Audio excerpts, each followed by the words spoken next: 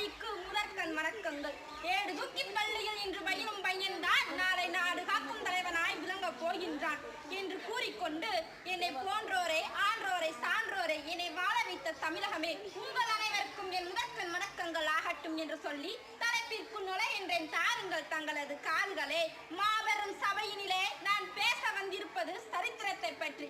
ஆம், கிராமங்கள் தோறும் பள்ளிக்கூடங்களை அமைத்த அந்த சரித்திர நாயகனை பற்றி, ஏழைகளின் பங்காளன் என் தாத்தன் கர்ம வீரர் காமராஜரை பற்றியதே என் பேச்சு.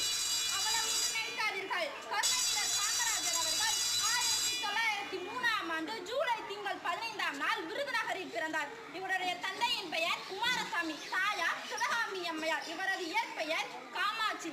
இவரது தாயார் இவரை செல்லமாக ராஜா என அழைப்பார். இதுவே காலப்போக்கில் இவருக்கு காமராஜர் எனும் பட்டத்தை வாங்கி தந்தது. சிறு வயது முதலே ஒத்துழையாமை இயக்கம், உப்பு சத்தியாகிரகணம் என பல போராட்டங்களில் கலந்து கொண்டு தனது தாய் நாட்டிற்காக சிறை சென்றவரும் அவரே என்று இந்நேரத்தில் கூறுவதில் நான் பெருமை கொள்கின்றேன். அன்ன சத்திரம் 1000 வைத்தாலும் அணையாவினும் புண்ணியம் கோடி அங்கோர் ஏழைக்கு எழுத்தறிவித்தல் என்ற பாரதியாரின் வரிகளை மெய்ப்பித்து காட்டியவர் யார் என்று உங்களுக்கு தெரியுமா? கர்ம வீரர் காமராஜர் தான். முதலமைச்சராக தன் பதவியில் அமர்ந்தவுடனே அவர் போட்ட முதல் கையெழுத்து எதற்கு என்று உங்களுக்கு தெரியுமா? மூடப்பட்டிருந்த 6000 பள்ளிகளை மீண்டும் திறக்கத்தான். பசி வந்தால் 10ம் பறந்து போகும். இந்த குழந்தைகளின் வயிற்றில் பசி இருந்தால் பாடம் எப்படி காதில் ஏறும் குழந்தைகளே? அதற்காக தான் அவர் மதிய உணவு திட்டத்தையும் கொண்டு வந்தார். மேலும் 12000 புதிய பள்ளிகளை திறந்து இலவச கல்வி, கட்டாய கல்வி என கல்வி புரட்சி செய்தவரும் காமராஜரே.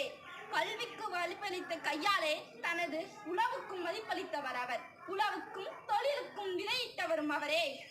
கீழ்பவானி ஆறு அணை, மணிமுத்தாறு அணை என பல அணைகளை கட்டி இன்று வரும் அந்த அணைகளில் இருந்து தண்ணீர் வந்து கொண்டிருக்கின்றது. அது மட்டுமல்ல அவர் செய்தது எளிமை. எளிமை என்ற ஒற்ற சொல்லுக்கு சொந்தக்காரரும் அவரே, அச்சொல்லுக்கு உயிர் கொடுத்தவரும் அவரே. குழந்தைகளே, ஆம், முதலமைச்சராக இருந்த அவரது வாழ்க்கை முறையானது ஒரு சாமானியனின் வாழ்க்கை முறைதான். இவ்வளவு ஏன், 9 ஆண்டுகள் முதலமைச்சர் பதவியில் இருந்து 2 பிரதமர்களை உருவாக்கிய கிங் மேக்கர் என்றெல்லாம் கூறப்பட்ட அவர் அகில இந்திய காங்கிரஸ் கட்சிக்கும் தலைவராக இருந்தார். இவ்வளவு அதிகாரம் இருந்தும் அவர் தனக்கென்ன வைத்திருந்த சொத்து உங்களுக்கு என்னவென்று தெரியுமா? சில கதர் ஆடைகளும் சட்டைகளும், இது மட்டுமல்ல சில புத்தகங்கள், அவ்வளவுதான். இதுவே நாம இருந்தா என்ன பண்ணிருப்போம்? எவ்வளவு எதிர எங்க சுருட்டதும் பார்த்து எல்லாத்தையும் சுருட்டி வச்சுக்கிட்டு மக்களுக்கு ஒண்ணும் செய்ய மாட்டோம். 1 கோடி ரூபாய் சொல்லி ஒரு திட்டத்தை கொண்டு வந்தா அதுல 10 லட்சம் தான் அவங்களுக்கு போகும், மீதி 90 லட்சமும் நம்மளுக்கு வச்சுக்குவோம். அதே நம்ம. ஆனா அவரு எவ்வளவு 9 ஆண்டுகள், 1 ஆண்டு 2 ஆண்டு இல்ல, 9 ஆண்டுகள் முதலமைச்சராக இருந்து அவர் தனக்கு